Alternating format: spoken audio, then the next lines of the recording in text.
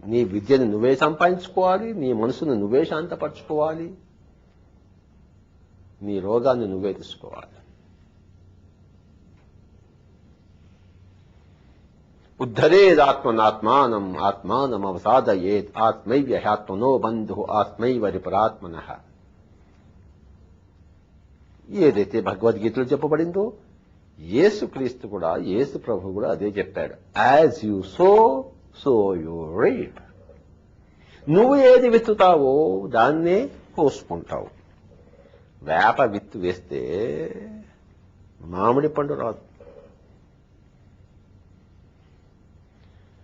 విత్తు బట్టి చెట్టు అంట, కర్మ బట్టి ఫలితం అంట, చెడు చేస్తే చెడు అంట, మంచి చేస్తే మంచి అంట.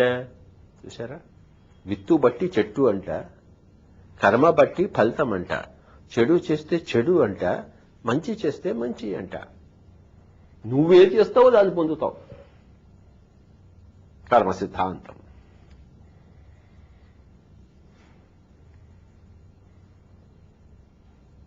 కర్మ సిద్ధాంతం ఏం చెప్తుందంటే నీ జీవితాన్ని నువ్వే వెలిగించకపోగలవు, ఇంకొకడు వెలిగించజాలటు.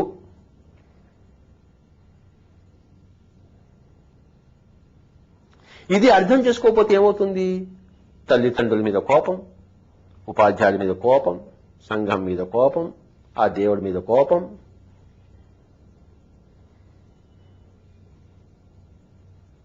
నువ్వేం చేయవు, పక్క వాళ్ళ మీద కంప్లైంట్స్, కోపం. వాడు నాకు చేయలేదు, వాడి వల్ల నేను నాశనం అయ్యాను, దేవుడు నాకు ఇలా రాసి పెట్టుకున్నాడు, నేనేం చేస్తాను, నా చేతుల్లో ఏముంది. ఎంత మూర్ఖతో చూడండి. సర్వశక్తిమంతుడై మానవుడు ఖిన్నుడై ఉన్నాడు. తన ద్వారా తాను వంచితుడై ఉన్నాడు. తన కంటిని తన వేళ్లతోనే పొడుచుకుంటున్నాడు. పొడుచుకుని దేవుడు పొడిచాడట, సంఘం పొడిచిందట. వాడి వేలు ద్వారానే వాడి కన్ను వాడు పొడుచుకుని తల్లిదండ్రులు పొడిచాడు.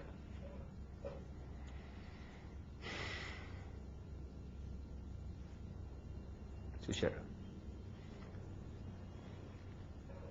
గౌతమ బుద్ధుడు అప్పో దీపో భవ అన్నా భగవద్గీతలో ఉద్ధరేద్ ఆత్మనాత్మానం అన్నా, యేసు ప్రభు as you so you reap అన్న మౌలిక సూత్రము, మౌలిక సత్యం. పరాధీనపు బ్రతుకుకు స్వస్తి పలకండి, స్వాధీనపు బ్రతుకుకు నాంది పలకండి. ప్రార్థనలకు తిలోదకాలు ఇవ్వండి, సాధనకు హారతి పలకండి, స్వాగతము పలకండి. అడుక్కు తినే బతుకు ఎప్పుడు పేదవాడి బతుకే, కష్టపడి పనిచేసేవాడి బతుకు రారాజ్య బతుకు.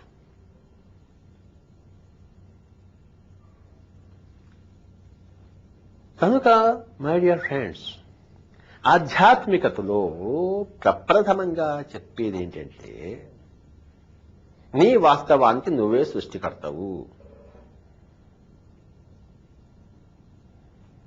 నీ వాస్తవం అనేది నీలోంచి సృష్టింపబడుతుంది. నీ వాస్తవం ఆకాశం నుంచి ఊడిపడదు, వర్షంలా ధార రాదు, నీ యొక్క ఒళ్ళోకి వచ్చి పడదు. నీ ఒళ్ళోకి, నీ ఒంట్లోంచి, నీ రూపంచే బయటకు వచ్చి నీ ఒళ్ళోకి వస్తుంది, అంతేగాని ఆకాశం నుంచి వచ్చి పడి నీ ఒళ్ళోకి పడద్దు. బయట నుంచి నీ ఒళ్ళోకి రాదు, నీ రూపం నుంచి ఉత్పన్నమై నీ ఒళ్ళోకి వస్తుంది. చూసారా? మంగళంపల్లి బాల్యమణి కృష్ణ తాను సాధన చేసి తన సంగీతాన్ని తానే చెవుల్లో వింటున్నాడు, తన సాధనా ఫలాన్ని తాను భుజిస్తున్నాడు.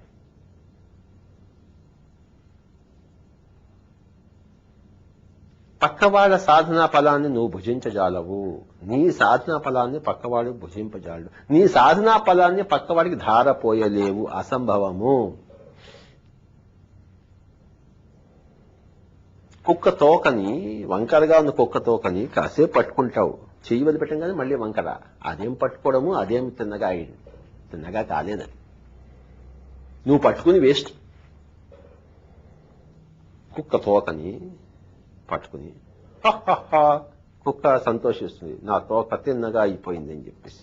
వీడు కూడా నీ తోకని నేను తిన్నగా చేశానంటాడు.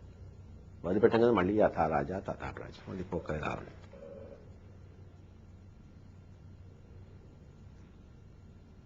నువ్వేం చేస్తావు? కుక్క తోకని తిన్నగా ఎట్లా చేస్తావయ్యా? ఇంకొక మనిషి నువ్వెలా బాగు చేస్తావు? ఆ భావనే ఇంకోటికి నేను వైద్యం చేయగలను అన్న భావన, ఇంకోటి రోగాన్ని నేను తీయగలను అనే భావన మౌలికంగా అసత్యం. కనుక మిత్రులారా, అప్పో దీపో భవ అన్నది, బీ ఎ లైట్ అంటూ యువర్ సెల్ఫ్ అన్నది పిరమిడ్ స్పిరిచువల్ సొసైటీస్ యొక్క ఆ యొక్క ఎంబ్లెమ్ లో స్థిరపరిచి ఉంది.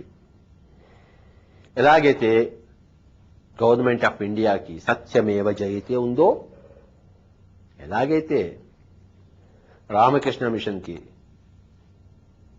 ఆత్మనో మోక్షాయ జగత్ హితాయ చ అని చెప్పే మూట ఉందో, పిరమిడ్ స్పిరిచువల్ సొసైటీస్ ఎంబ్లెమ్కి, మాస్టర్కి మౌలిక సూత్రం ఏంటంటే అప్పో దీపో భవ, బీ ఎ లైట్ అంటూ యువర్ సెల్ఫ్.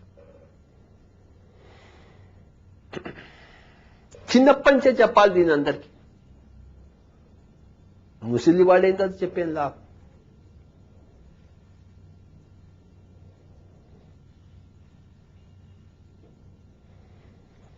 ఇక్కడ పిరమిడ్ స్పిరిచువల్ సొసైటీస్ లో ప్రతివాడు వస్తాడు, మొట్టమొదటిసారిగా వస్తాడు. స్వామి ధ్యానం నేర్చుకోవాలంటే అయిపోయింది ఒక క్షణం. కళ్ళు రెండు మూసుకో, చేతుల్లో చేతులు పెట్టు, శ్వాస మీద ధ్యాస పెట్టు, ఇంకా పోయాను. ఇంకా నువ్వు సాధించవలసింది నువ్వు. స్వామి నువ్వు నా యొక్క ప్రాబ్లం తీసేయాలంటే నేను నీ ప్రాబ్లం తీసేయను, పో ఇక్కడి నుంచి సాధన చేసుకో. మా తల్లి ఆరోగ్యంగా లేదండి అంటే మీరు ఏమైనా చేయండి అంటే క్వశ్చనే లేదు, నేను ఏమీ చేయలేదు. నా తల్లికే నేను చేయలేదు, నీ తల్లికి నేనేం చేస్తాను? నీ తల్లి ధ్యానం చేస్తే బాగుపడుతుంది. నువ్వు కూడా నీ తల్లికి ఏం చేయలేవు, నేను కూడా ఏమీ చేయలేదు, ఎవడు ఏమీ చేయలేడు. నీ తల్లికి ధ్యానం నేర్పు. ఆవిడే ఇష్టపడి నేర్చుకోవడానికైనా ఆవిడ ఇష్టపడాలి, నేర్చుకోవాలి. మా అన్నగారు నా దగ్గర ధ్యానం నేర్చుకోవడం చూశారు. నా సొంత అన్న, ఆయనకి ఒంటింటి నిండా సూర్యాసు వస్తుంది, బాధపడుతున్నాడు. నేను ఆయనకి నేర్పించగలను ఏమిటి? ప్రపంచానికంతా ధ్యానం నేర్పించాను, ఆయనకి నేర్పించగలను. ఆయన నేర్చుకోవడం ఇష్టపడలేదు, నేర్చుకోడు. ఆయన సోరియాసిస్ రక్తం కారుతూ అలానే ఉంటుంది. ఏం చేస్తాం, మనం ఏం చేస్తాం? ఆయన ఎప్పుడైతే ధ్యానం చేస్తాడో అప్పుడు పోతుంది. డాక్టర్ వల్ల పోదు, మందు వల్ల పోదు. అది ఆయన తెలుసుకున్నప్పుడు, ఆయన ఆచరించినప్పుడు, సాధన చేసినప్పుడు పోతుంది. ఎందుకు పోదు? మా బాబులా పోతుంది. My dear friends and my dear masters and my dear God's, నీ తలకాయ నొప్పిని నువ్వే పోగొట్టుకోవాలి. నీ కడుపు నొప్పిని నువ్వే పోగొట్టుకోవాలి. నీ కొడుకు చదువు నువ్వు చదవలేవు, తన చదువు తానే చదవాలి. చూశారు? నీ ముక్తిని నువ్వే సంపాదించుకోవాలి. నీ పరిముక్తిని, నీ మహాపరిముక్తిని నువ్వే సంపాదించుకోవాలి. నువ్వు ధ్యాన సాధన చేస్తే ముక్తి, ధ్యాన బోధన చేస్తే పరిముక్తి, ధ్యాన ప్రచారం చేస్తే మహాపరిముక్తి. ప్రచారం చేస్తావా, దాని ఫలం పొందుతావు. ప్రచారం చెయ్యవా, దాని ఫలం పొందవు.